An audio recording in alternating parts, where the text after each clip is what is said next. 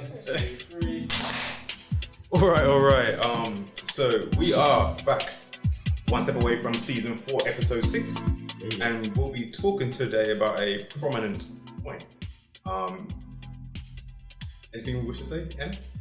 It's cool. Yes, carry on. Anyway, what's it called? Oh, what's this? JJ. What's this, bro? This looks like some sort of nice little mix, some jungle juices. Local product. Yeah, man. Shout out JJ Leo. I just said the mango flavor is Yes. That he didn't share, by the way. You had to shout out. Yeah, man. Shout out Jungle Juice, JJ Leon. Yeah, nice stuff. So we are talking about the UK and why we, as migrants or descendants from migrants, why we're here. And that came off the back of an event that we went to. And there was a lady by the name of Nana, a wonderful lady, who asked me that question on the spot. She asked me, what is keeping me here? What is actually keeping me in the UK? Because nothing stopping me. If I want to get a ticket and fly out somewhere, I can. But before we carry on, we'll double back. We have myself, K, here, of course. We have T, M. We have M, and we have who do we have here? Yeah. We have F here as well. He comes to join us as a guest, special guest with us all for today. How can I forget? But let's ask ourselves that question, because I was put on the spot, man, and I really made me think about. You know what? I grumble about the UK a lot, but solution-based thinking. What can be done? Either one, while you are here, or two, why are we here still? What do we need for us to convince ourselves? You know what? I've done what I've done. Now I can take myself out of the country. So let's talk about why. I guess we can go around and we can just put little different points. We can all jump in. Why are we? First of all, what is the issue with living in the UK as one step away from DNA? Those from one step away from background. We obviously talked about a lot of different points within our previous podcast, but what is the current issue in the country now for people one step away from DNA? I think there's a number of things. The main thing for me is just health-wise. A lot of people don't actually realise, because of our melanin, the UK's weather is not for us. Okay. Yeah. There was actually a seminar that my dad mentioned when I was with him. He spoke about how our bone density is decreased over the years of being here, and how it's becoming brittle, and how some of the challenges health-wise that we're having, like blood pressures, the whole lot, it's due to being here. Now, a lot of people don't know about that. They don't touch mainly on that. But for me, that's the main thing. The second thing is, you just don't have the same feeling of belonging when you're here than you do when you go to motherland. I know some of you, man, were born here, but you still felt it when we went, for example, when we were together last. It was in Trinidad. You still felt like this is home. Why is that when you're not born there, but you felt that? So yeah, that's my part. That's heavy, man. So there's a health aspect, and I guess aspect of feeling of belonging. Yeah, and I feel, especially for those who are from the diaspora, that whole belonging stuff is major to us. But for example, you have the privilege, I will call it a privilege, to have your last name from. Yeah. That's what I'm saying. I've still got to walk around with that stamp. And then we pass that to our kids. We pass the slave master's last name onto our kids as if we're still owned by that family who owned our family. You know what I mean? And you have the privilege of not a lot of people will look at it like that. It's deep, isn't it?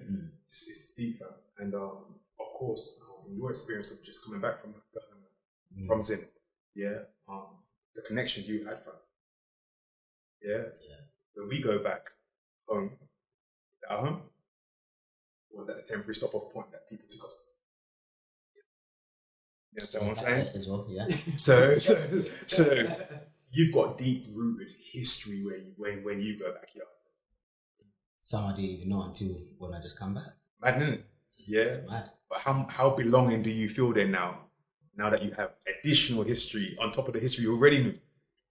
As I was saying to you, man, like it was a struggle, like especially this time like, when I went and the history that I uncovered. It just made me feel even more like just. It just made me feel way more, but I think it's fear of the unknown. Reason why I guess we stay, because part of me is like, okay, if I come back, what will I do? How will I support my family? Da, da, da, da. That's what keeps us here. And they've designed a good system where they give you just enough for you to have 2 weeks of your money, 2 weeks in credit, and then in debit, you got to re-up. Yeah. So they've designed that perfectly, so you can't just come here, work 5 years, and then and that's what it is. But in terms of history in itself, like you said, I can't stress this enough. Like when I came here at such a young age, I struggled with identity. I did. I struggled to fit in because you're trying to fit into a system, and by doing that, you're trying to forego everything else that you had before because you can't marry the two. So it was a struggle. But the more I've gone back home, the older I've got, the more I've just realised, man, like sometimes I look at myself and I laugh, like, what are you struggling about? Do you know your history? Do you know what's flowing through your blood? I mean, it's crazy for some people, but for me, I'm like, what's underneath the skin? The history that's underneath the skin is up there. And yeah, you question yourself on that. Why? But yeah, it's not about me. That's deep though. That's deep. If I just pass it on to you as well, because I don't have your privilege. Because I was born here, so I didn't have that level of connection growing up. I believe same with you as well. Yeah, didn't have that level of connection growing up with my family from the stop off point. Yeah. So in terms of what keeps you here, and that connection that you have back home, that belonging, because you feel, or do you feel that you belong whenever you go back home? Yeah. Your connection. Yeah. Come on, man. Well, you're not seeing. No, I'm talking about Grenada when he goes back to Grenada. And that. Well, both of them is home. You know what I mean? The same land. Same land. as you see, when I'm back home, What about Tobago? Tobago the same? Same. I have family there the same way. You know what I mean? All those islands is family. Even to Barbados and all of them, I have family. You know, so my family spread right through the islands. You know what I mean? We spread broad. But the Spice Island is home. What's the Spice Island, sorry? Grenada. Right? Spice Island. The Island Spice. But yeah, to be honest, I am not here. Yeah. Say that again. I am not here. My body might be. My body might be, but my mind has never been here. Jeez. You understand what I'm saying? So you'll always, if you look, we might think about, if you look at the Jamaicans, they're such a proud people, right? You can't say to a Jamaican they're British, right? They could be here 40, 50 years and their accent never change. You know what I mean? That's what you know, Jamaican. Yeah. They stick to themselves. They own that. A lot of the times, we as a lot of the other nations, although we're Caribbean and whatever else, we want to fit in. We try to fit in. We try to please, and and I think that sense of trying to fit in and loss of self, that will make it, we are more easier to fit into the system And then you always see, oh, they're going to look at the Jamaican, they will look at them differently. They're going to say, yeah, that's them. They're angry, they this, they that. We all fit the stereotype. But when you come down to Jamaican, they're more so. They're more so, Mm. you know. But so when coming over here, as I said, you know, coming and learning what you do, I always think, you know, I'm going home. I'm going home. So like me being here, and I was like, if anything happened, I could go home. Yeah. You know what I mean? I could just go home. I just jump on the plane and I go home. You know, I had an incident when I coming here. The first time I think I was coming for 6 months. And I was held in immigration for about 6 hours. You know, being searched, being interrogated, you know what I mean? And over and over and over, they changed shift on me, and I've been in there just over and over. And when they finish with it, they're going to say to me, I must always do that. And I said, do what? Speak the truth. So I just told him, I said to him, I said, brother, my country is beautiful. I said, if you send me back home, you know what you say when I say you sending me home? I'm going home. I don't care. You know what I mean? So don't think I'm trying to fight to come to the UK. Yeah. You know what I mean? I'm going home. Yes. That's That's actually amazing that you said that, because that level of pressure isn't there for you. no. You understand what I'm saying? Yeah. That would be the only reason why they kept him in there. For, you know what I'm saying? I don't care whether you let me in the UK or not. Like, I'm good. They don't like that side of things. Do you know what I mean? Supposed to love for you. you to just say, I don't care, whatever you want to do. I'm good. I'm good. To them, it's right there. Yeah. You know, because I think that's one of the things. But like, okay, from now, even I think, as you say, being here now, what is keeping Yeah, you? what does keep you here? And I think now you become comfortable, as you say. You become comfortable. I'm not saying comfortable because, again, me, different situation. I can still do exactly what I'm doing now back home.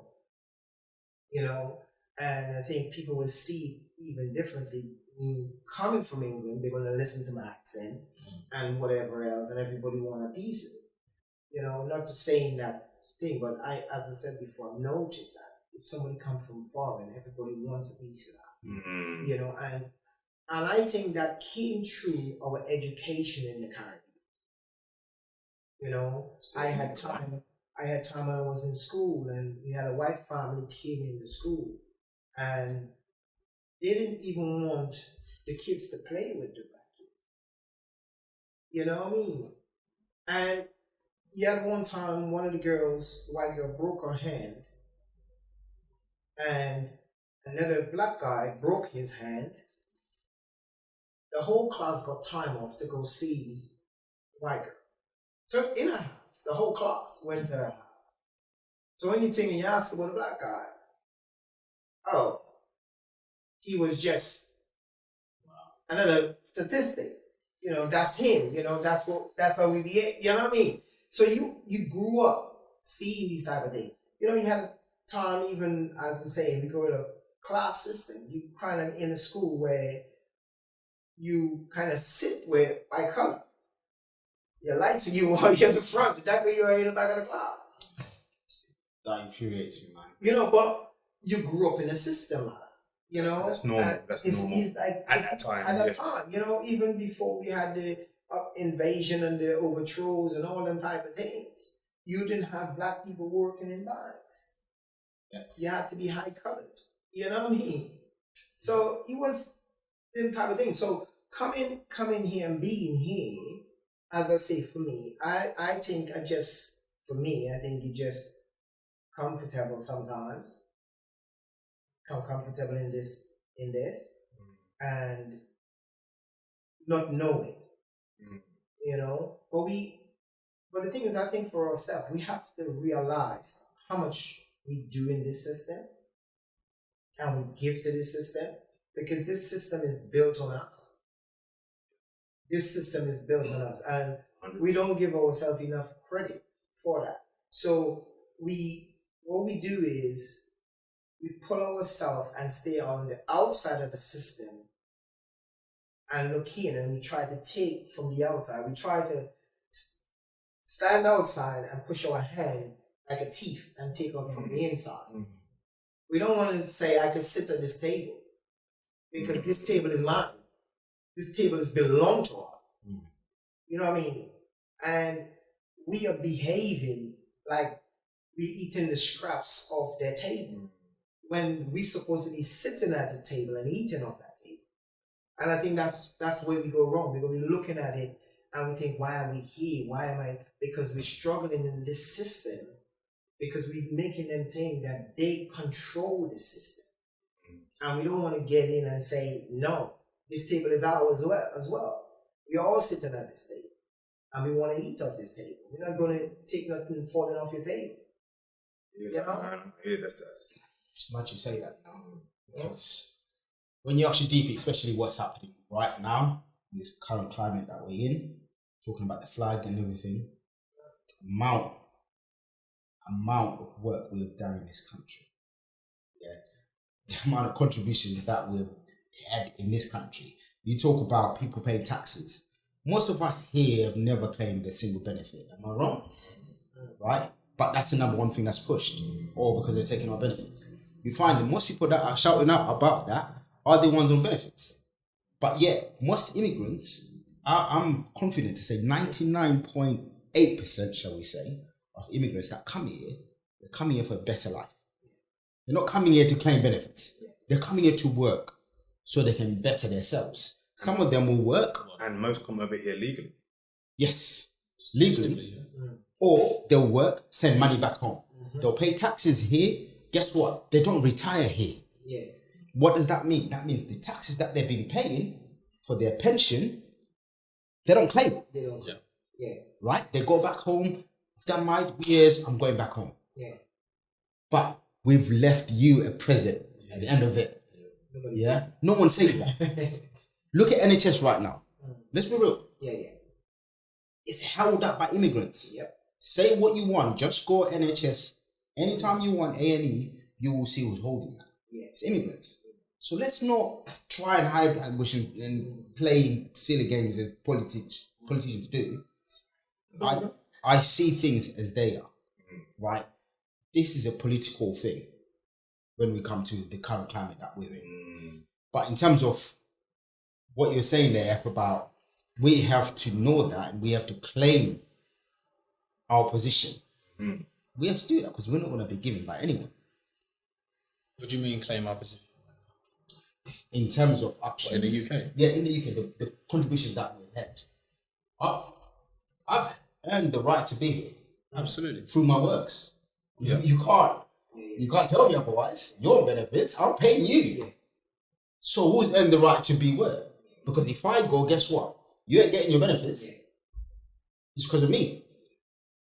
So I've got the right to be here. However, that switches where we say we need to come out of the system and actually realize, like you said, the same skills that I've got will better my people back home. Because when you're here, even though they put you on a pedestal, but it's for a reason. When you're here, your exposure-wise, your mind is way more exposed to a lot of things than people back home, unfortunately. So when I go home, like I went recently, I was just looking at gaps and opportunities that I'm seeing. I'm like, okay, I could do this there, I could do that there. That will work for us, but we're just scared to take that first step. That's to just Jump into it. That's what it is, isn't it? It's that, like F said, it's just comfortability, man. Like, I think the main part, like going back to your question, okay, like why are we here? It's just we've just all got comfortable, man. Like from inception of being, especially being born, like we've got in a sense, we've got, as much as people talk bad about it, but we still do have NHS. Yeah. There's a lot of countries that don't have the healthcare service or system. I'll challenge you on that though. Because we're still paying for NHS. Of course. So most people think it's free, but we're paying NI, right? Whereas most people have got health insurance. So the likes of America, and they've got health insurance, so you will pay like a medical aid. so you would still be insured. But there's a lot, like in terms of medical fees. Like if something happened to you in America, that's peace. Yeah. Like ridiculous. So you have, but if something happens to you right now, you got to, like you're not thinking about, oh, how much is it going to cost for me to be repatriated or whatever it is. Like you go in and you'll get treated straight away. But in other countries, like that's more technical. It's like, okay, well, have you got this? Have you got that? So, but even things like that, like it's just comfortable and just even just things like being at home, like you might have a bad day or a tough day and you can just put the TV on and watch a series, chill, get something to eat, maybe eat something that you're not supposed to or whatever, and then restart your day. Like it's just, we've got so comfortable in this system, like you said, like it's kind of been manipulated in ways where it's like, oh, I can't leave this because, but by being exposed to other things, other cultures, other ways of living, like you realize, oh, actually, okay, that is nice to have, but at least I can still survive here and actually get more benefits. You talk about health, like how many people every year, how many people in this country go on holiday because they want to get sun? Like that's one of the main things, isn't it? Maybe for a aesthetic point of view, but actually health benefits. Sun's important, man. Like we need it. We need sun. So us, like for me anyway, it's more about, okay, we've got family here, got a lot of family. Obviously, Caribbean families are normally or traditionally big. I've got 2 big families. So you kind of think, well, I'm attached to so much in the UK. That's one thing. Then you've got security, finance, like work. But they're all things that if you really put your mind to it, you probably can navigate somewhere else. But it goes back to belonging. Like it's easy for like me to be like, oh, well, things are not great over here. So the issues that we all face, that we've all faced, they're never going to get any better. But we, like from our one SAF DNA, like being born over here, obviously Caribbean descent, the belonging isn't as strong as what you have. You know what I'm saying? So it's all very well saying, well, why are we here? But the connections, okay, Jamaica, St. Kitts Nevis, but like Kay said, that's the stop-off point, you know? So even going back over there, yes, like we had a good experience in Trinity, yeah? But we were on holiday as such where we didn't have to go to work, you know? Obviously we done a little bit of work, but like we took holiday in the UK to come away, etc., etc. So, and I said it in one of the last pods, but that novelty would eventually wear off, you know, to a point where, okay, right, there's no holiday anymore. We've got to work. We've got to start earning money. We've got to start earning peas, you know. You're getting plugged into the system now. Yeah, and then yes, you've still got the benefits of having fresh food and stuff like that, but then you're back on a grind.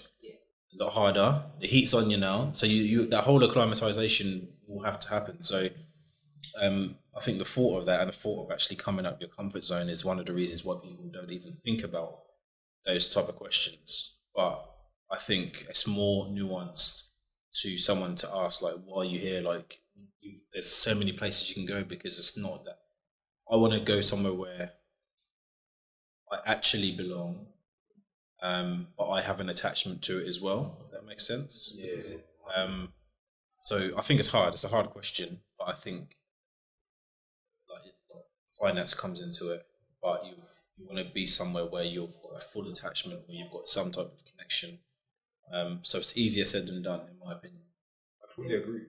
You know what? As you were saying, one of the things that I noticed with even with us as a nation of people, holidays is, as you say, something that we don't want to do much. We don't do. And I say we don't do it, but we don't do it much. And because we have been taught so much to work. We have been taught to work. It's just in our DNA to work. That's what we know, you know. And that's when you come back and you can link back to slavery, well, true generation. That's what we know. Because you can't go from biblical time to now. That's what we've been doing. We always been through some form of slavery. We've always been there doing work.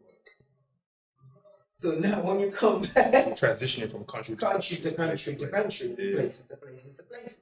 So now, even though you're free to do what you want, you still choose. And what we do under that, we worry. We worry about tomorrow, and tomorrow is not promised to us. You understand?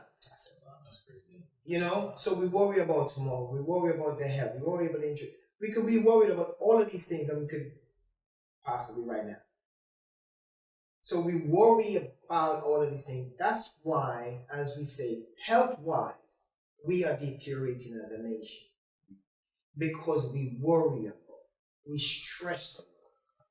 If you look at the Caucasian, they will pick up and go because they never had that work ethic as we do. They will work, but they holiday as much as they work. They party as much as they work. They will say we have a lot of fun. We come together, we cook, we eat, we drink, we laugh. But we know work hard, play hard. That's what I'm saying. We're back at the grind. How much time do you think we're gonna take and say, okay, I'm jumping on a flight, I'm going. Sometimes they call them up, oh, I'm gone. It's I'm here, I'm there. 3-4 holidays a year.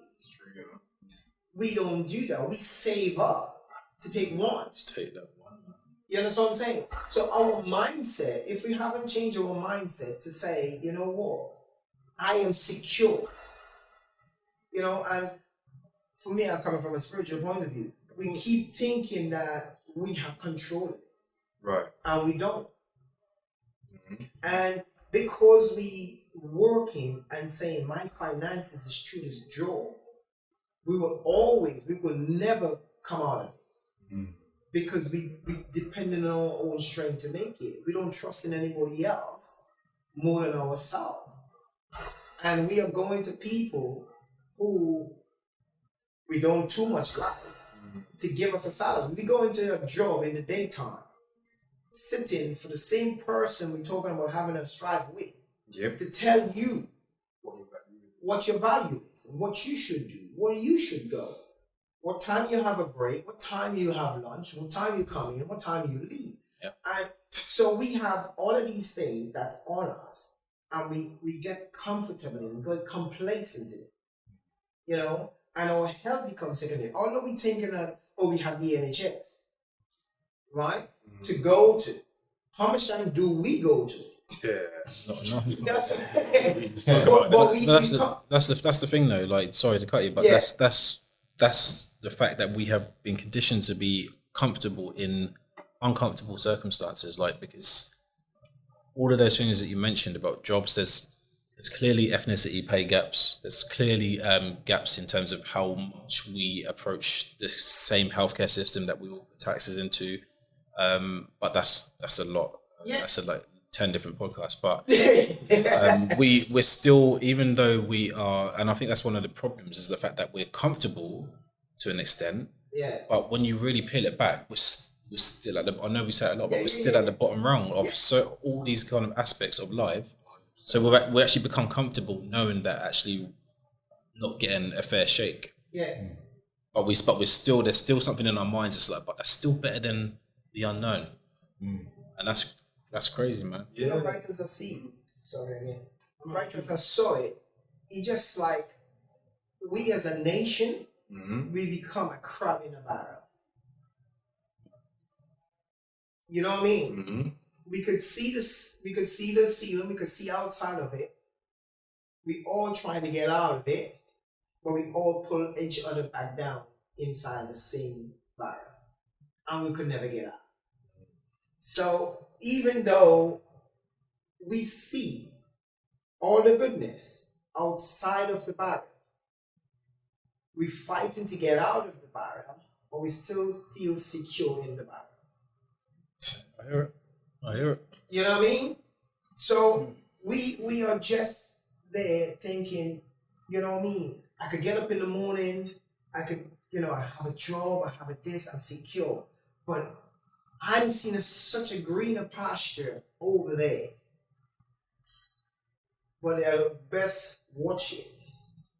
Stay away insecure. I don't know what's that green pasture might just look green. I don't know. It's artificial grass. It's artificial grass. But we have so much in the head. We don't even going over to check it out. We stay here and look at it. But the other races go. And I was looking, I took, Z's. Well, Z's, Z's in Cambridge, right? So I took my nephew there. And we ordering food. And I stand. What do you order? Not me. I got a vegetarian pizza. That's all I'm gonna eat from there because everything is chicken in it. So, but he got the works. But I stand there and I said, I didn't say anything. I just watched. I watched the demographics of India, right? And when we left, I said, "Did you see that?" I said, "Did you see that?" He said, "What? Did you?" I said, "Did you see who's working in there?" He said, "Yeah, they're so busy." And I said, "But did you see who's working in there? Do you see who is eating in there?" Right? So you have a whole nation of people, about 25 of them in the kitchen, singing. The delivery guys is them. The people sitting there eating is them. You have a couple of us coming in and buying from them. But then when you think they could build a mosque, they could have houses, they could have everything that they want. But there's a whole nation in it. And that was one place. That's one place. And I said, right away, he said, where do you see this amongst ourselves? And that's just one example. So if them decide now, as you say, they will pay into the system now. But then decide now, I had enough. My pocket is full. My bank account is full. What's keeping me here? No, that's where the question comes back now. Yeah. What is keeping me here now? I have all that I need. What is keeping me here? Them could say, you know what? I'm done.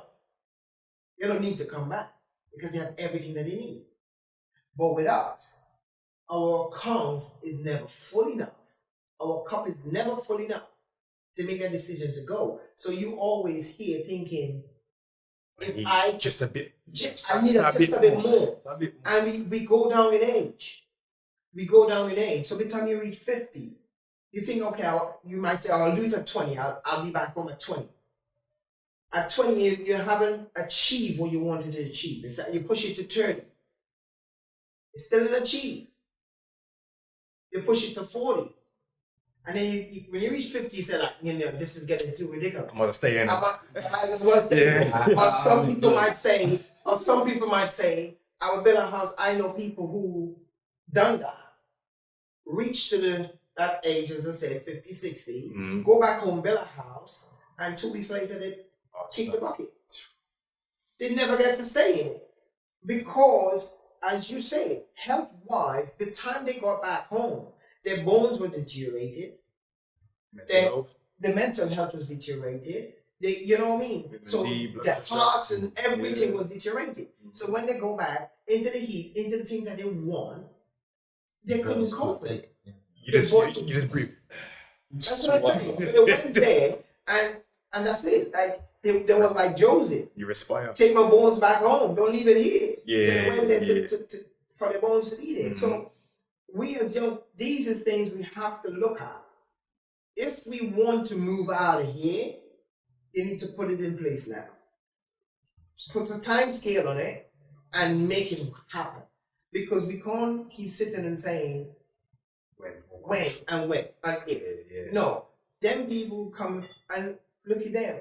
You talking like here. We saying to buy a house here, 2 bedroom, 1 bedroom. It costs you 200-300, right? You take that 200-300 and you go and get a mansion home. Jay told me that, and he told me that after the fact. That's what I'm saying. You get a mansion home. These people coming from here and they come in and they say, and they still want to negotiate. They come in and getting an acre land, 4-bedroom house with pool, and you still saying, and it's expensive. You're not even getting half of that here. And you're going to the same local people in your nation, and you want to haggle them down for that when you know you're not even getting a box here. You know, and this is the mindset. So if we know they could go home and do it, why can't we? And that's a real deep part that you mentioned there. In before we close, it's that connection that other nations have. When you spoke about the restaurant, Yeah. they know that they don't have to rely on any other nation to run their business because they will spend and go and buy there. Yeah. And that's one thing that I noticed during COVID. A lot of the supermarkets owned by foreign nationals, by immigrants. Yeah. They wouldn't care whether a British person went in there or not. Because they were this. What tissue? What's called toilet paper crisis? What rice crisis? What egg crisis? They just go to. They don't care about no Tesco's and no Asda. We're going Asda and Tesco's and Sainsbury's and Lidl's and wherever. They're going to their local supermarket, and you just see them just there, brother. But what that does, it gives the stability For that, which we don't have. And that's part of the aspect as to why it might be so easy for them to think about going back home. Because they're stable. They whether they're in that country or this country, they're together. And we don't have that here. And that comes down to the disconnect, which is the last part I want to make mention on in terms of what keeps me here. It's the disconnect. For me in particular, I can categorically say this, and it's deep saying this, but I'm more connected to Jay's family in Trinidad than my family in Barbados. I can go back to Trinidad, and I know one phone call, I've got a place to stay. I'm gonna have food. I'm gonna have fruits, and I know I'm good. I know I can go to Trinidad, and I'm good. I say that about Barbados. My mum and my dad's family is from Barbados. I can't say that. They're your relative. Right. But they're not family. That's what I'm saying. It don't feel like it. It don't feel like it. Like, you lot are my family. It feels like it. It feels like it. I've never been Zim, but I know if I go Zim and I give T a call. It's all good. You know what I'm saying? Same with you. Same. If I go Greens, boom. Not so about Jamaica, but Sure, man.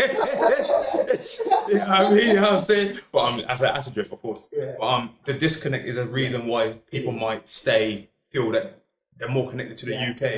I've got more family in the UK that I'm comfortable and connected with than back home. You know what I mean? So that will never feel like home to me at this current point. I've got friends who are closer to me than I am with family back home. So that'll still never feel like home to me. So when someone says go back to where you come from, so called. One, there's two aspects. I don't feel like I come from there. Even though I've got blood there. And two, the diaspora history, I know I don't come from there. You understand what I'm saying? So I hope that's been very helpful. But as you to explore that. As you say that just now, before we, as you say, go ahead.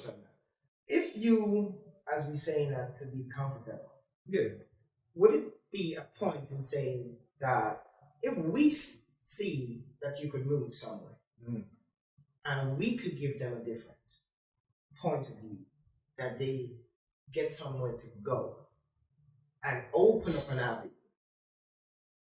And I think this is another point of thing that we don't think about. How can we open an avenue for people?